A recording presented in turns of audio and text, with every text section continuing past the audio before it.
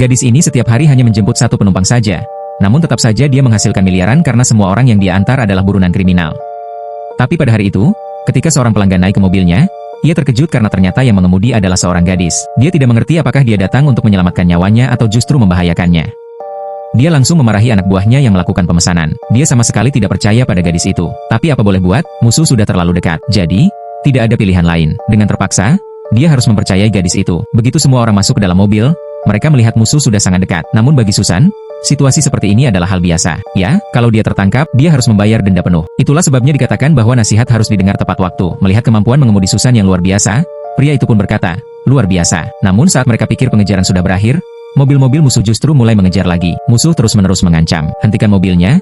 Tapi Susan tetap tenang. Dia duduk santai sambil minum kopi. Dia tahu bahwa tidak ada pengemudi di seluruh Korea yang lebih cepat dan lebih cerdik darinya.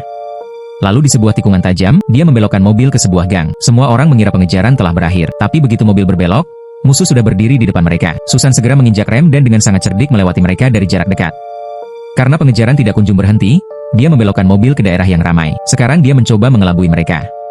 Begitu musuh menghentikan mobil dan mulai melihat ke sekeliling, Susan dengan pelan kembali membawa mobil masuk. Namun begitu dia keluar dari gang, mobilnya bertabrakan dengan mobil lain. Tanpa membuang waktu, dia langsung membelokkan mobil dan melarikan diri ke arah lain. Pengejaran dimulai lagi. Sekarang saat kedua mobil sudah sangat dekat, Susan kembali meningkatkan kecepatan. Itu membuat pengejaran sedikit terhambat, tapi di depan ada satu mobil lagi yang menghalangi. Susan memutar kemudi dan melewati mobil itu dari jarak yang sangat dekat.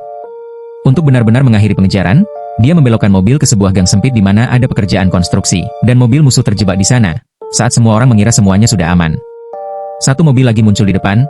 Namun Susan sangat paham jalanan di daerah itu. Dia mengemudi di gang-gang itu seolah-olah dia sudah hafal setiap tikungannya sejak kecil.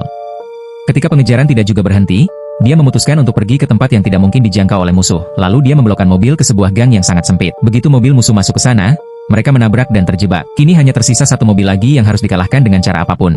Suzanne melihat ada kereta yang melintas di rel di depan. Dia harus menghentikan mobilnya. Musuh hampir menangkap mereka. Tiba-tiba Suzanne mulai menjalankan mobil sejajar dengan kereta. Tak tahu apa yang dia pikirkan. Sebelum orang-orang di dalam mobil menyadari apa yang terjadi, Suzanne dengan aksi drift luar biasa melewati tepat di depan kereta.